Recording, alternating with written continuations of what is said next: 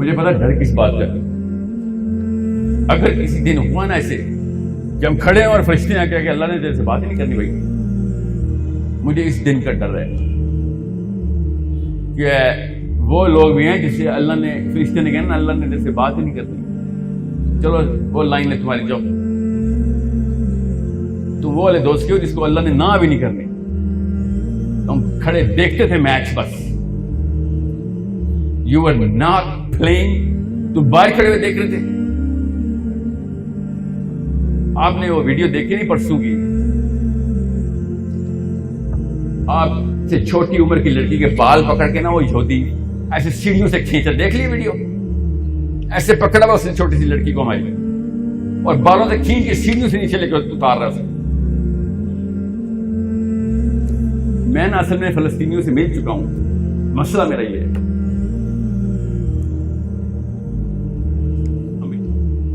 At your age, اگر آپ کو میں اتنی سی بات بتا رہا ہوں کہ اگر آپ انٹلیکچوئل جہاد ہی نہ کر رہے تو یا تو پیسے دیں, یمن میں بچے مر رہے میرے, فلسطین میں مر رہے, اب تو افغانستان کو بھی ایڈ چاہیے, وہ نچلے درجے کے مسلمان بن جائے.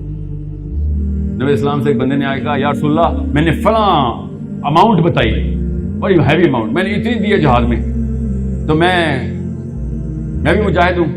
نبی اسلام نے کہا جب ایک مجاہد گارڈ ڈیوٹی پہ ہوتا ہے نا, گارڈ ڈیوٹی پہ, اور جب وہ سو جاتا ہے ڈیوٹی کے بعد, تو جب خاک اس کے پیروں کے نیچے آتی ہے نا, تو جو تم نے پورا کچھ دیا ہے نا یہ اس خاک کے برابر بھی نہیں ہے. ابھی تجھے پتہ ہی کیا ہے کہ اسلام کے سسٹم میں پلیسمنٹ کیسے کرتے ہیں اپنی, but at least you is doing it, at least you are doing it, yes you have fall, but یہ رینک نہ اپنی سمجھ لیں گے, پلیسمنٹ مت سمجھ لیں گے. میں آپ کو انٹلیکچوئل جہاد کی بات کر رہا ہوں. آپ کی کیپیبلٹی نہ ہوتی تو یہاں پہ پہنچے نہ ہوتے آپ. You better start fighting the thought process here. Don't lose the intellectual battle. At least be a part of these three flanks. یا تو intellectual warfare میں آپ, جو کہ آپ capable ہیں, اس لیے بتا رہا ہوں. You have to be the biggest advocates in terms of intellectual acumen. آپ کو پتہ ہونا چاہیے مسلمان یہ قبیلوں کی لڑائی اصل میں سائنس کیا پوری اس کی. Where did it start? How did it start? Why did it start? What am I doing about this? آپ کو ہر پاکستان میں ہر 10واں بندہ ایتھیسٹ ہوا ہے, اس کو آپ کو پتا بھی ہے اس بات کا. میں اس لیے تو آیا تھا, تو کہتا ہے ہوا کیا آپ کے ساتھ, آپ کو پتا بھی ہے جنگ چل رہی ہے, بھائی گولیاں چل رہی ہیں, بیٹھے میں چائے آ رہی ہے کہ نہیں, کوئی فوجی کو بھی دیکھے اسے. میں آپ کو بتانے آیا ہوں ہتھیار کدھر کدھر پڑے ہیں, فوج کے یونٹ میں آیا ہوں میں, یونٹ میں فوجی سارے کھڑے ہیں بغیر ہتھیاروں کے بیٹھے ہیں, اور میں کہہ رہا ہوں ہتھیار کدھر ہیں تمہارے, اور آپ کریں سر لنچ ٹائم آنے والا ہے 1:30 بجے پلیز اتر جانا.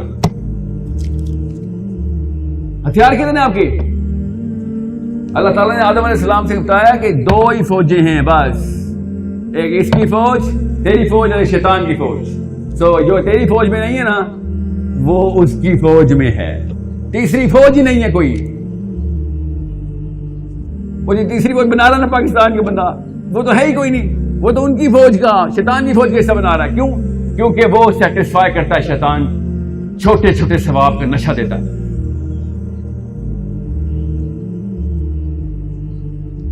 چھوٹے چھوٹے ثوابوں کا نشہ دیتا ہے. I'm going to end this. یہ جو نمازی مسلمان ہے نا, نماز کے بغیر تو اب اسلام میں داخل نہیں ہوئے نا. نماز از دا لوئسٹ میرٹ آف اسلام. جو نماز نہیں پڑھتا وہ تو اسلام کو لگتا ہی نہیں ہے, وہ کیا باتیں کرے گا, وہ تو لوئسٹ میرٹ ہے. میں آپ کو, آپ لوئسٹ میرٹ والے بندے ہیں یہاں پہ, آپ H8 یا FG کالج میں بیٹھے ہوئے یہاں پہ, آپ میڈیکل اسکول والے لوگ ہیں, آپ تو ہائیسٹ میرٹ والے بندے ہیں. یہاں پہ آگے بڑا فخر دکھا رہے ہیں, اور جو اصل میں فخر والی بات ہے وہ تو دکھائیں. Where is your placement in your own identity card which you say I'm a Muslim? Where is it? You want to say I'm a نمازی? Sorry, تو آپ تو بچے ہیں میرے, تو 8 سال کا بچہ نمازی ہوتا ہے, آپ نے کیا کر لیا ہے؟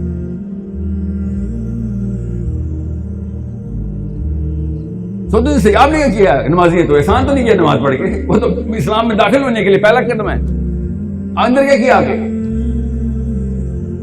تو یہ نمازی روزگار جو ہے نا, روزے دار, سوری, اس کا کوئی حصہ نہیں ملنا آپ کو. میں بتا رہا ہوں اگر آپ سسٹم کے پارٹ نہیں, اور یہ میں نہیں, یہ فتویٰ بتا رہا ہوں کس کا, علماء کا, کہ جو سسٹم کا پارٹ نہیں ہے نا اس کی نمازیں عقارت ہیں. اور تو جس مقصد کے لیے بیٹھا تھا, the purpose of which why you are here, وہ تو نے پورا نہیں کیا اپنے اندر بیٹھ کے جا کے. اس کی اللہ تعالیٰ نے قرآن پاک میں, نبی السلام نے حدیث میں تفصیل بھی بتا دی ہے کہ فرشتے جب اترے, اللہ نے کہا پتھر مار اس پوری بستی کو. اتنا بڑا پتھر آیا, اس میں چیزیں کا پوری لائن لگی ہوئی ہے, فرشتوں نے ایک پتھر اٹھایا ہوا ہے, پوری چھوٹی سی بستی, پنڈی سے بھی چھوٹی, پنڈی تو بہت بڑی بستی ہے, 12 گاؤں جیسی بستی, اس میں پتھر آنا شروع ہو گئے. تو فرشتے نے کہا یا اللہ 3 گھر بچے ہیں ٹوٹل, زاہدین بیٹھے ہوئے ہیں, ان کو بھی مارنے. اللہ تعالیٰ نے کہا یہ ان 3 گھروں کے لیے تو پتھر ہے, یہ پتھر ان 3 گھروں میں مارو جا کے, یہ جو اللہ اللہ کر رہے ہیں بیٹھ کے, یہ پاکستانی بیٹھے ہوئے نیچے, کہ تمہیں اس لیے بھیجا تھا اللہ اللہ کرو بیٹھ کے, نمازیں پوری کرو اپنی. پوری بستی کافر ہوئی بیٹھی ہوئی ہے, وہ تو یہاں پہ خانقاہیں نہیں کھولی تو نے اپنی. پڑھی ہے نا حدیث, یہ سنی تھی نہیں سنی تھی, آپ سن لی. آپ کو چلے ایسے ویڈیو بنتی ہے پیچھے کہتے سارے صاحب ریفرنس نہیں دیتے, کہاں سے ریفرنس دوں, کوئی پوچھتے نہیں ریفرنس. ان مسلمانوں کو جا کے اللہ نے پتھر مارے تھے فرشتوں نے, اتنے بڑے بڑے پتھر ان 3 گھروں کے لیے تھے, مسلمانوں کے گھروں کے لیے تھے, کہ لعنت ہے تمہارے اوپر.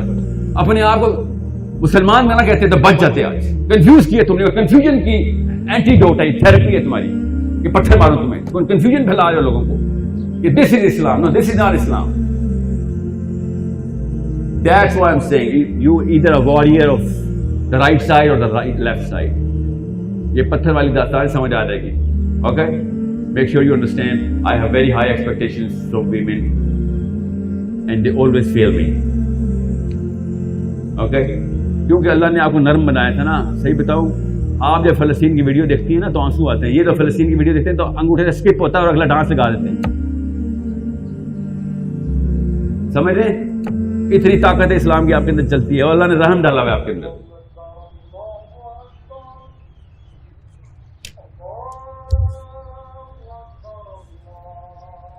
I hope this should be my cue.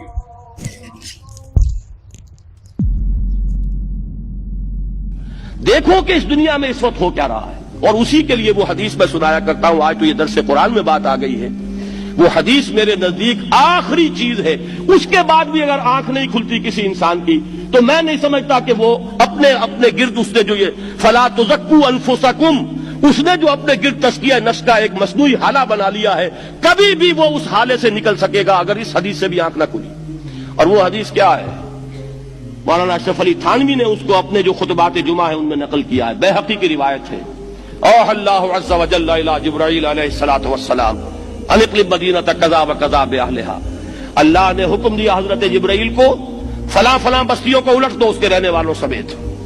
قال فقال, حضور نے فرمایا, اس پر حضرت جبرائیل نے عرض کیا بارگاہ خداوندی میں, ان فیہا عبدک فلانا لم یعصک طرفۃ عین. پروردگار اس بستی کو الٹ دوں, اس میں تو تیرا فلاں بندہ بھی ہے جس نے کبھی پلک جھپکنے جتنی دیر بھی معصیت میں بسر نہیں کی. اب آپ اندازہ کیجئے, یہ جو ہے نا اپنے آپ کو رگڑنا اور مانجنا, اور پوری زندگی رگڑنے میں اور مانجنے میں لگا دینا.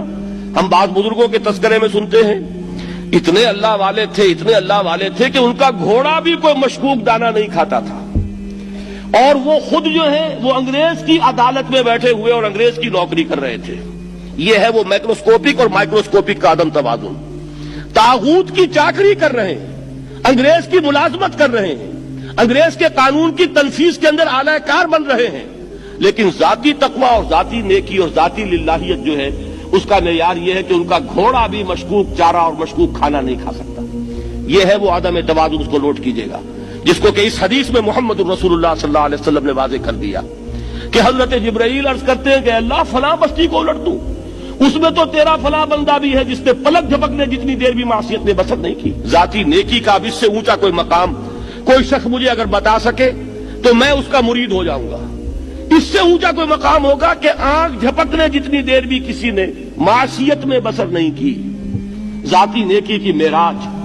لیکن حکم کیا ہوا بارگاہ خداوندی سے؟ قال فقال, حضور نے فرمایا, اللہ تعالیٰ نے حکم دیا جبرائیل کو, اقلب علیہ وعلیہ, الٹو اس بستی کو, پہلے اس بدبخت پر پھر دوسروں پر. کیوں؟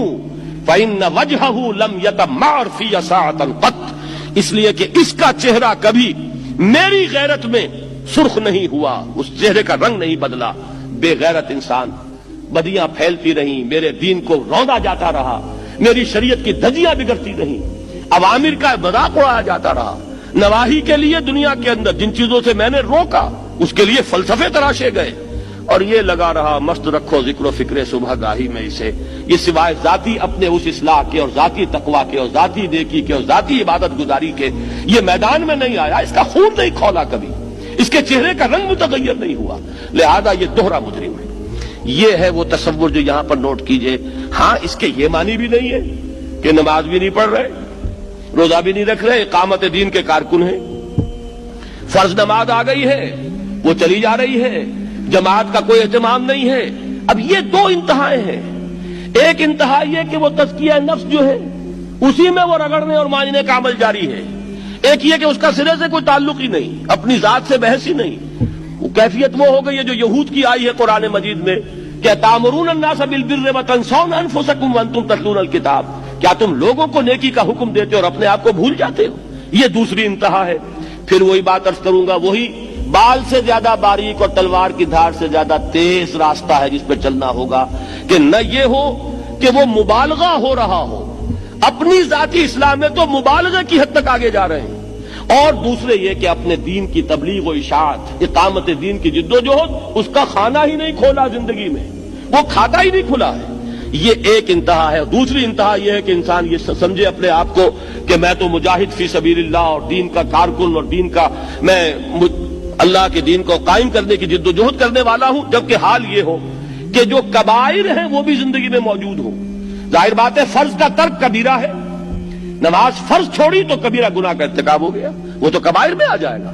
فرائض کا ترک کر دینا کبیرہ گناہ شمار ہوگا. لہذا یہ دو انتہا